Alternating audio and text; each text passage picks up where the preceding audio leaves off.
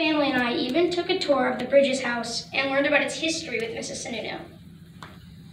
Another huge honor was having the National Alliance for Mental Illness ask me to be the kid keynote speaker for their annual international convention called NamiCon. We worked throughout the month of June and the beginning of July with a film crew to write a piece to be aired on July 27th. The conference was remote this year due to COVID. It was super cool to be part of such an amazing event. September has been a busy month. The great organization Reach One, Teach One, Love One is featuring me on their website for the month of September, Mental Health Awareness Month. Just this past weekend, I was able to kick off the 5K race in Exeter that was organized by Connor's Climb. My team was able to raise more than $6,000 for suicide prevention. We are sticking it to stigma. Like Governor Sununu, I also work with an executive council. We work together on projects, and our counselors work on their own projects as well. One of my executive counselors, Olivia Triani, is here to join us today. Olivia is a 6th grader at Poland School in Plastow, and she ran on a platform of equity of resources during the pandemic. Thank you for being here, Olivia.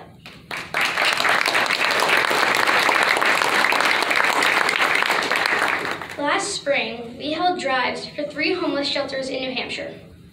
The counselors collected items at their schools, and we delivered them to the shelters. Merrick Allen, an executive counselor from St. Barry Banney School, is passionate about climate change. He designed an informational brochure at the New Hampshire Institute of Politics, the New Hampshire Institute of Politics printed it, and Merrick delivered them to all the stores all over Concord. It is awesome that their voices are heard and we are taking action together to make a difference. So, how did we get here? I live in Auburn, New Hampshire, and I love my town. I love our great state of New Hampshire, and I'm honored to represent the children of this state.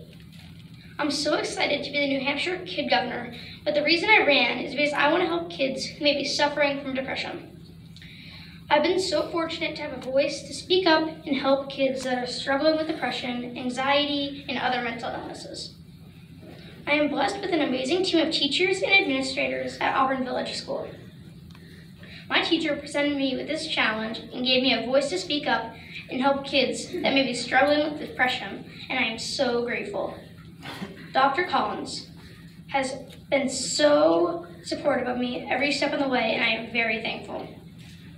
My journey with Kid Governor began with a personal narrative that I wrote in my language arts class at the same time that the Kid Governor program was being introduced in social studies. That's where my platform was born.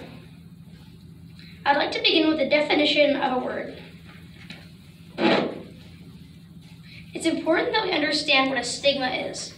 A stigma is when people look at you negatively because there's something different about you. Sometimes people who struggle with depression can feel embarrassed or ashamed because they think they're different. You may fall and skin your knee and you have no problem telling your teacher that your knee hurts. But if you're extremely sad and suffering mentally, you avoid talking about it because of the stigma. So, what do I have to be depressed about? I'm a straight-A student. I play several sports like soccer, baseball, golf, skiing, and I compete in triathlons. My favorite triathlon takes place at MIT every year. MIT is definitely at the top of my list, with St. A's, of course. I have a supporting, loving family and 2 sweet golden retrievers, Lazy Hank and Spunky Lola. I have a brilliant rock star sister who is a gymnast and will be a heart surgeon someday.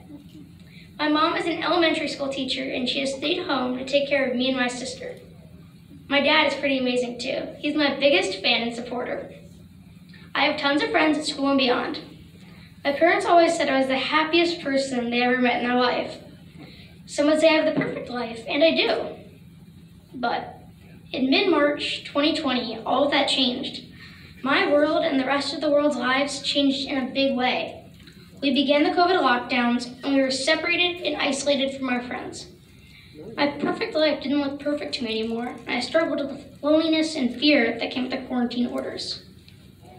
My doctor diagnosed me with situational depression. You might be wondering what depression feels like to a kid like me. When my mom would tuck me in at night, I would cry myself to sleep. I couldn't eat because I constantly had stomach aches. Turns out these were caused by the mind-body connections tied into my depression and anxiety. My joints ached for no physical reason.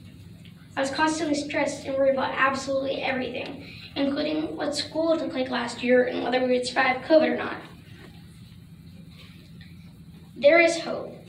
If we can help kids understand what depression feels like, they can talk to a trusted adult, a counselor, a coach who can help them. Or maybe they can even talk to a friend if they're feeling down. I want kids to know that they don't have to do this alone. Before the pandemic, approximately 3 million kids were diagnosed with depression in the US. This number does not include the kids that have gone undiagnosed. During the pandemic, children and adults have been struggling, and this number has gotten so much bigger. I want to raise awareness of this important issue. I want to get kids the help and support that they need. Kids have been isolated from their friends. Kids are social beings. These kids that are suffering look just like me and my friends. They may look happy and perfect on the outside, but on the inside the struggle is real. We need to help our friends.